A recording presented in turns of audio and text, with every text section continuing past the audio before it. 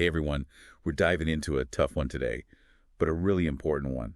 We're talking about street crime. And not just, any old street crime. We're talking about what's happening in Karachi, Pakistan. Karachi, yeah. It's a situation that deserves a lot more attention than it often gets. It really does. And, we've gotten a lot of requests from you all, our amazing listeners. You sent in some really powerful articles and reports that we're going to be looking at today. And it's not just about the numbers, though. Yeah. We have to remember that. Exactly. This is about human lives, real people going through incredibly difficult experiences. Absolutely. And it's easy to get lost in the statistics, but when you look at those numbers, they're pretty staggering. Like between 2022 and 2024, almost 300 people shot dead in Karachi by street criminals.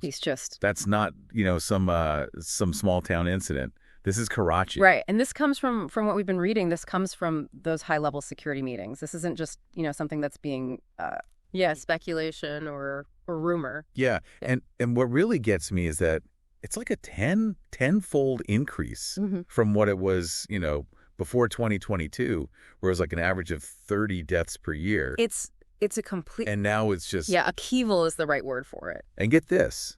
Some independent reports suggest that the actual death toll, are you ready for this, could be way higher. Yeah, some of the things we were reading, it's almost double. It's terrifying to think about. It is, and it's not a stretch to say that what happens in Karachi matters to all of us, even if we, feel very far away from it, because Karachi is a major city. It's the economic heart of Pakistan, and when that's struggling, exactly, the whole country struggles. And we live in a globalized world, right? Ugh. What happens there has ripple effects everywhere, so understanding this isn't just about them, it's about all of us. It's tough, right? Because you see these numbers, and it's easy to just be like, oh, well, Karachi, it's poverty, that's why. But it's got to be more complicated than that.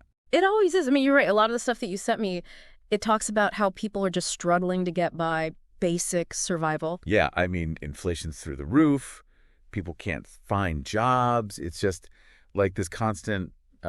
daily battle. Yeah, exactly. Just to, put food on the table. Right. And that really comes out in these articles. It's just this sense of desperation. But it can't just be about that, right? No, there's always another layer, another piece of the puzzle. And we see it, I think, pretty clearly in a lot of what we're reading, which is that the policing in Karachi, it's oh, yeah, it's a huge part of this. Yeah, absolutely. It's not just that they don't have enough resources, which they don't, but it's deeper than that. It's like that corruption angle comes up again. Yeah.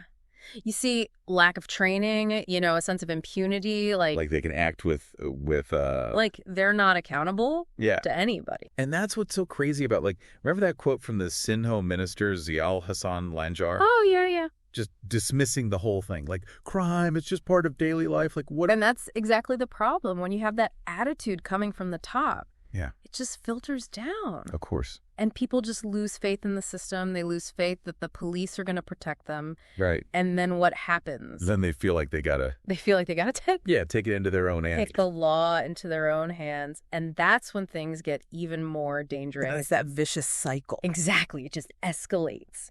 So you have this lack of opportunity. You have this lack of faith in the police. And on top of it, this government that just seems either unwilling or unable to do anything about it. It's a recipe for disaster. It really is. And one of the articles you sent, it mentioned this political party, the MQMP. Right, the Mutahida Qawmi Movement, Pakistan. Yeah, and they were calling for the federal government to give more power to the Rangers. The Rangers. Who were the Rangers? So the Rangers, think of them, I guess the easiest way to explain it is like a paramilitary force. Okay, so kind of like a step above. They're often brought in when the regular police, can't handle it, are seen as not being able to handle it. Okay. Yeah. And I remember reading that, wasn't it the Sindh High Court Chief Justice? He was the one who actually, ordered the police and the Rangers to, crack down on this crime wave. Yeah, there's been a lot of pressure. So is that it? Is that the solution? Well, that's what we got to be careful about, right? Because sometimes these crackdowns, they sound good on paper. We're going to fix it. It's like, we're gonna get tough, and you see these big, shows of force. Yeah. But But historically, what we've seen, and I think this is where the real concern Right. is that they're a temporary fix. So it sounds like just throwing more force at the problem, even with the Rangers, isn't a long-term solution. We're back to those root causes again, aren't we? We are. Think of it like this. Imagine a house with cracks in the foundation. You can keep patching up the cracks, repainting the walls, but eventually those cracks will reappear if you don't address the underlying structural problems. That's what we're dealing with here. And in Karachi's case, those cracks are the poverty, the lack of opportunity, the feeling that the system is rigged against you. Precisely.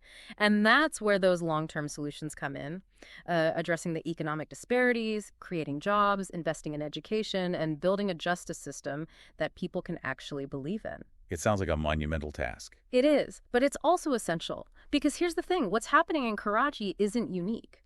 Those sources you shared got me thinking, how many other rapidly growing cities around the world are facing these same pressures? How many are sitting on a powder keg of economic inequality and social unrest? That's a pretty sobering thought. It is, but it's also a call to action. Because if we can learn from Karachi's struggles, if we can understand the warning signs and start addressing these issues before they reach a crisis point, then maybe, just maybe, we can create a different future. A future where a simple walk down the street doesn't feel like a life or death situation. It's a future worth fighting for, that's for sure. Couldn't agree more. Well, on that note, we're going to wrap up this deep dive. It's been intense, eye-opening, and frankly, more than a little bit concerning. But as always, knowledge is power. The more we understand these complex issues, the better equipped we are to address them. And for anyone listening who wants to go even deeper, we'll be sure to link to all the sources we used in the show notes.